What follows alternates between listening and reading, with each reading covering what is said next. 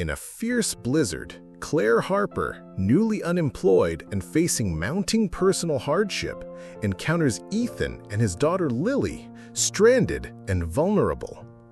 Claire's innate compassion leads her to offer them shelter, unaware that Ethan is the new CEO of the company that just fired her. The wind howled, a predatory beast clawing at the exposed landscape with icy tendrils of snow. Claire Harper, a woman whose life had been buffeted by storms both literal and metaphorical, instinctively drew her threadbare coat tighter. The letter, a sterile white rectangle of professional doom, felt like a physical wound, a gaping hole ripped through the fabric of her carefully constructed life. 10 years she'd poured her heart and soul, her every ounce of intellectual rigor and creative spark into sterling innovations. She'd built bridges between departments, nurtured nascent ideas into thriving projects, and defended her team with a ferocity that belied her gentle demeanor. And for what? A generic email? A perfunctory handshake from an HR representative whose eyes held a practiced, dispassionate sympathy? And the abrupt severing of her professional ties? The city streets, usually a thrumming organism of hurried footsteps and honking horns, were eerily deserted, swallowed by the blizzard's suffocating embrace.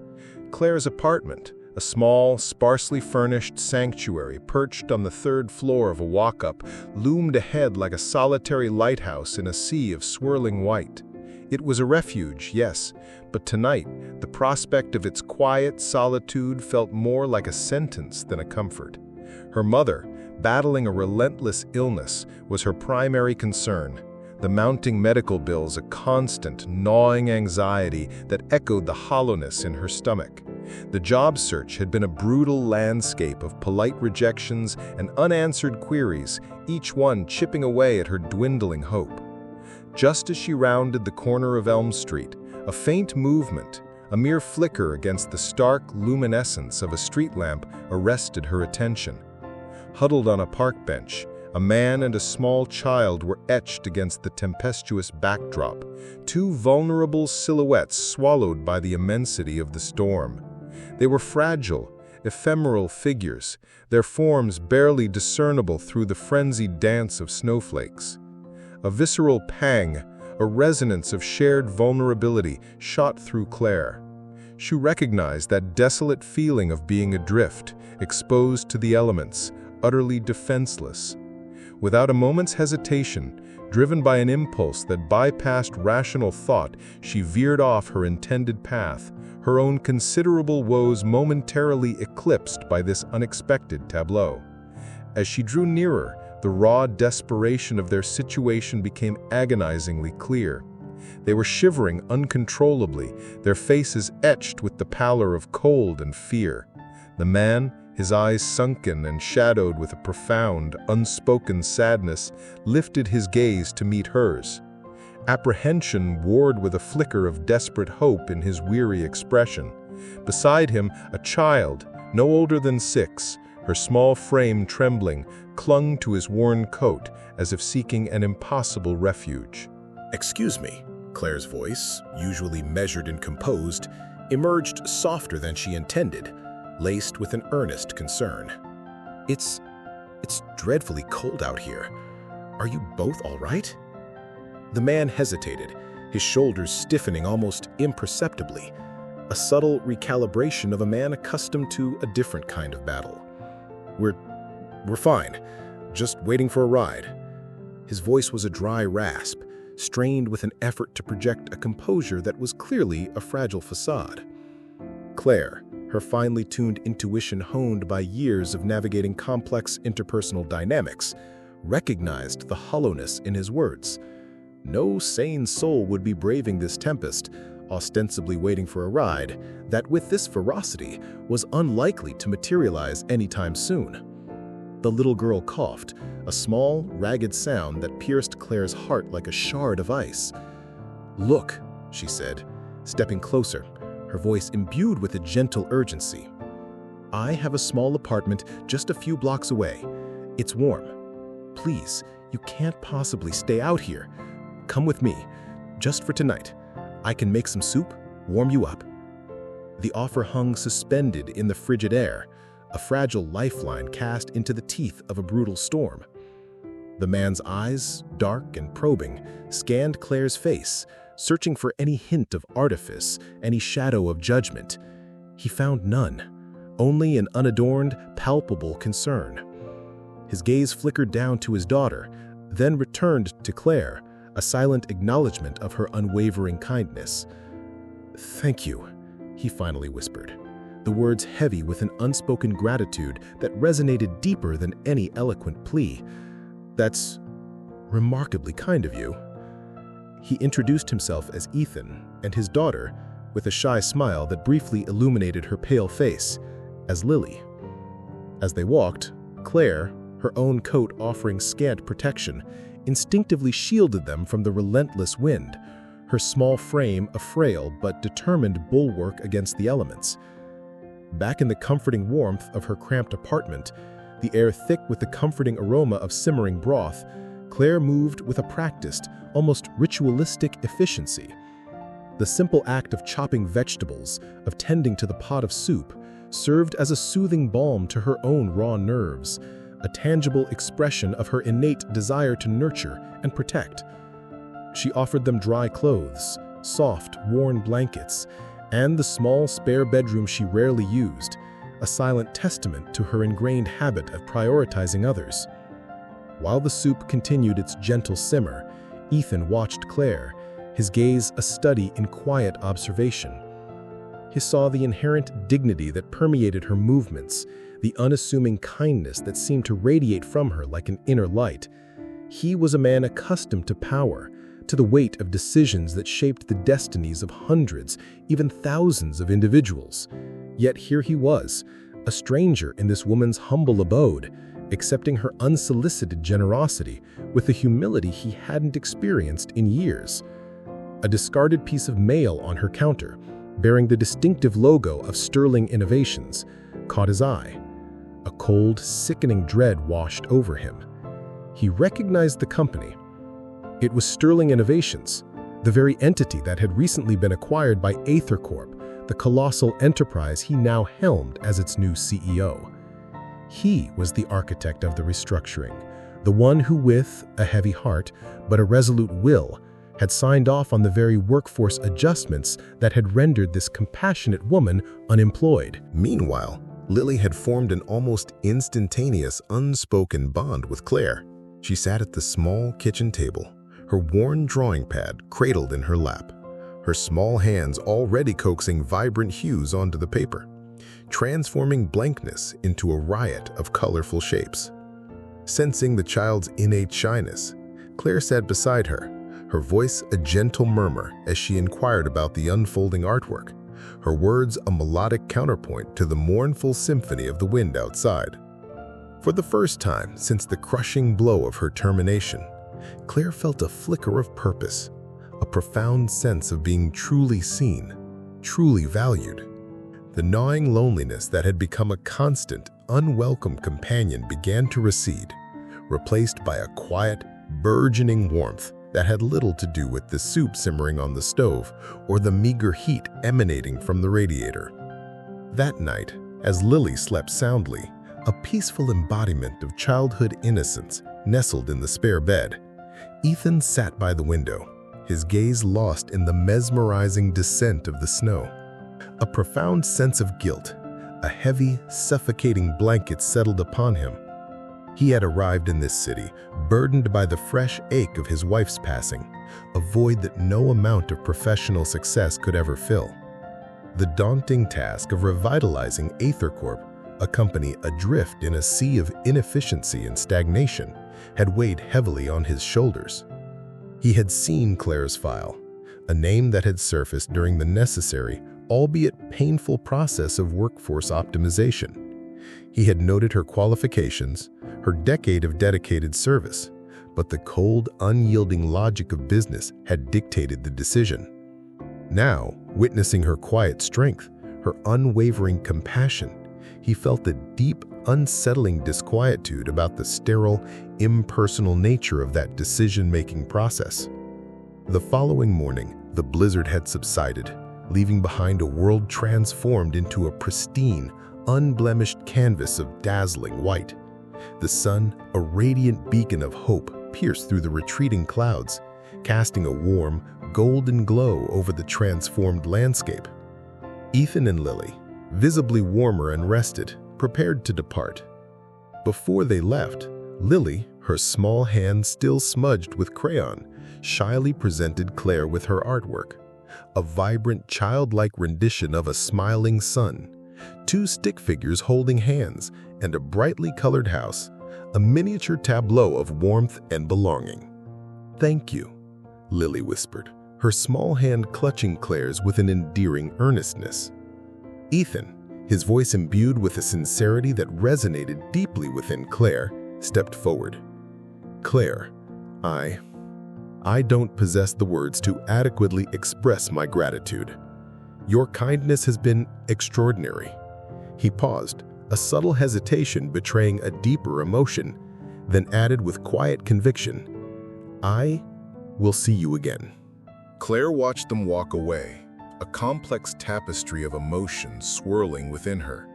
Gratitude for the unexpected connection, a poignant pang of sadness at their departure, and the ever-present, suffocating weight of her uncertain future. Her mother's health was deteriorating, the relentless march of medical bills a constant source of stress, and her job search had yielded nothing but the polite dismissal of rejections.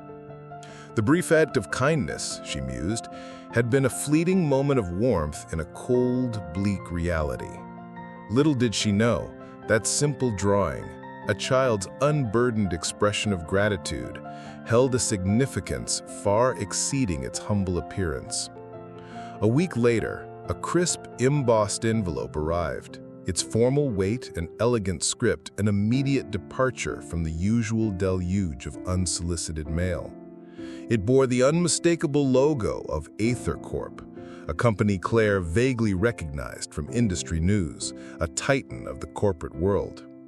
Her heart hammered against her ribs, a frantic drumbeat of mingled trepidation and a desperate, irrational flicker of hope. Could this be it? Another interview? Another chance at a lifeline? Upon her arrival at the imposing Aether Corp headquarters, a sleek, minimalist edifice that exuded an aura of unassailable power, she was ushered into a spacious, glass-enclosed office. Standing by the panoramic window, silhouetted against the breathtaking expanse of the city skyline, was Ethan. He was different now, his attire impeccably tailored, his demeanor radiating an undeniable authority. Yet his eyes, those same deep, expressive eyes she remembered from the blizzard, held the same gentle warmth. "Claire," he said, his voice a low, resonant baritone, a genuine smile gracing his lips. "Thank you for coming." He gestured to a plush leather chair, inviting her to sit. "I've been meaning to reach out, but I wanted to do it properly. As you know, I'm the new CEO of Aether Corp, and I've been doing a lot of thinking since that night we met." He paused, his expression one of profound sincerity. "I realized that Sterling Innovations, the company where you were let go, had lost its way. It had become a place that valued spreadsheets more than souls, efficiency over empathy. My goal is to fundamentally change that." He leaned forward, his gaze locking with hers, his earnestness palpable. "I acquired Sterling Innovations. I'm rebuilding it from the ground up, and I want to build it on a foundation of the very values you embodied on that cold, snowy night. Compassion, integrity, human kindness." He met her gaze, his conviction unwavering. "Claire, I need people like you. People who understand that business is about more than just profit margins. It's about people. I want to offer you a position, a significant one, Head of Employee Welfare and Development." Claire stared at him, momentarily speechless, her mind reeling. Head of Employee Welfare? Her? She had no formal business degree, no coveted MBA. Her experience, her expertise lay in the trenches, nurturing projects, mentoring junior staff, solving complex problems with a practical, hands-on approach. "Mr. Thorne," she stammered, her voice a little shaky, I don't possess the qualifications for something like that. I was a project manager." Ethan chuckled softly, a warm, genuine sound that dispelled some of the tension in the room. "Claire, you don't need a degree to teach people how to be human. You demonstrated that to me. Your qualifications are etched in your actions, in your heart. That's precisely what Sterling Innovations needs. That's what I need. Will you give me a chance to prove that?" Hesitation warred with a surging tide of renewed hope. The specter of failure, the familiar whisper of inadequacy loomed large. But the image of her mother's gentle smile, the vibrant colors of Lily's drawing, and the quiet, unwavering conviction in Ethan's eyes steeled her resolve. "I'll try," she finally managed, a tentative smile, fragile yet resilient, gracing her lips. "I'll try my very best." And try she did. Claire poured herself into her new role with the same unyielding dedication she had once lavished upon her projects.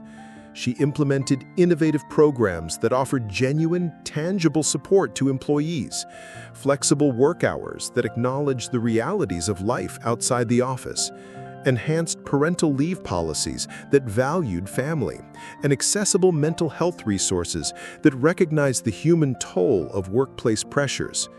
She championed initiatives that fostered a more collaborative, empathetic, and inclusive workplace culture, challenging the archaic, impersonal paradigms that had long defined Sterling Innovations.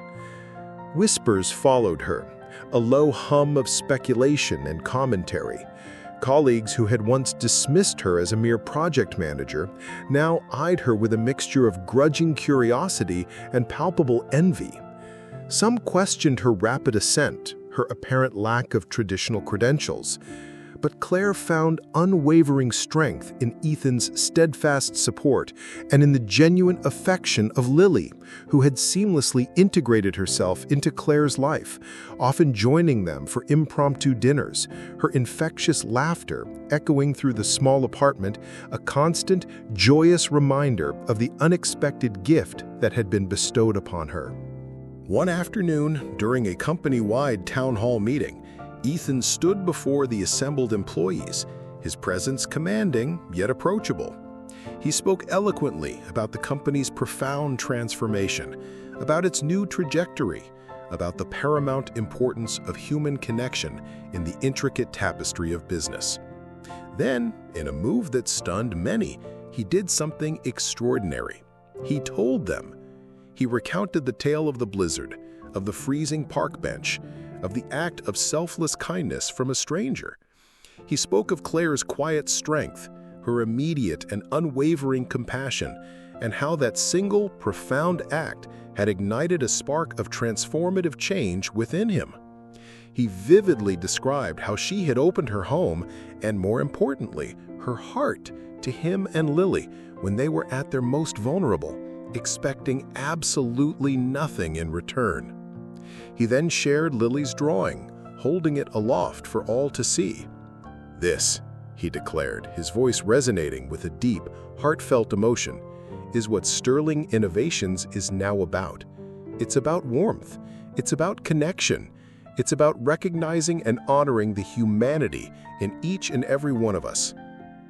He then turned his gaze towards Claire, who stood beaming in the audience, a vibrant blush spreading across her cheeks, a testament to the overwhelming sincerity of his words. And it all began with Claire Harper. The revelation rippled through the company, eliciting waves of admiration and profound respect. The hushed rumors quieted, replaced by a newfound reverence for Claire's integrity and dedication.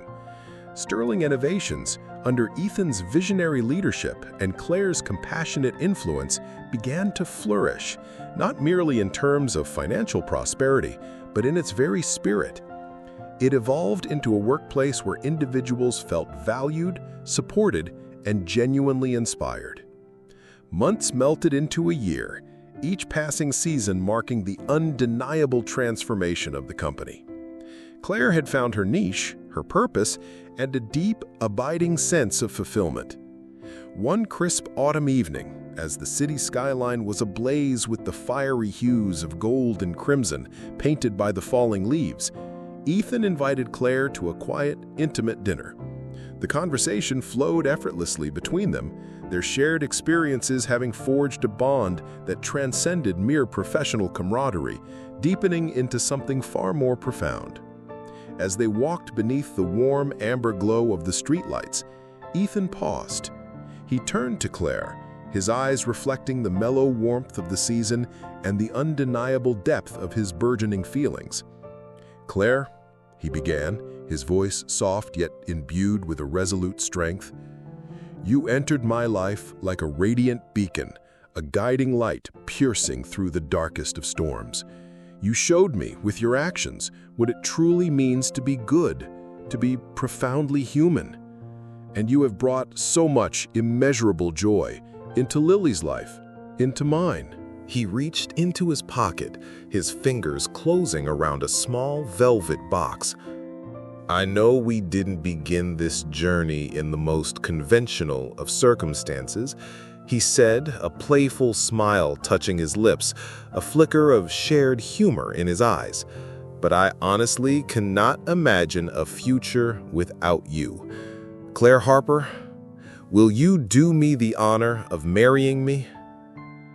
Tears welled in Claire's eyes, not tears of sorrow or hardship, but tears of pure, unadulterated joy, a cathartic release of pent-up emotion. She looked at Ethan, at the man who had been a stranger on a snow-laden park bench, and saw an ocean of love and unwavering hope reflected in his gaze.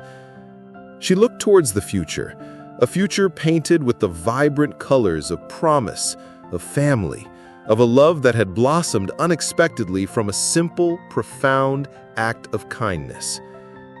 "Yes," she whispered, her voice thick with emotion, a tremor of happiness running through it. "Yes, I will." And so, in the vibrant heart of a bustling metropolis, a new chapter began. A chapter written not in the cold, calculating language of corporate ambition, but in the warm, enduring lexicon of compassion, courage, and an abiding love.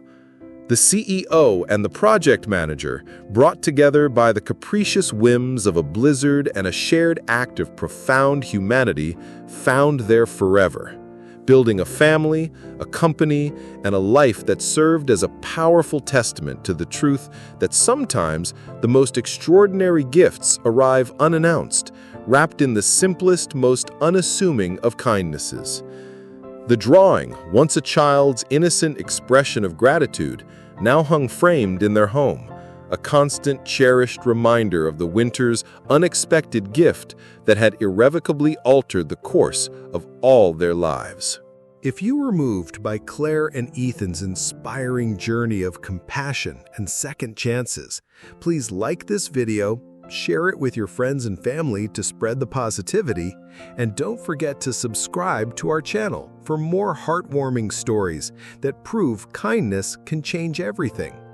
Your engagement helps us continue to bring these powerful narratives to you.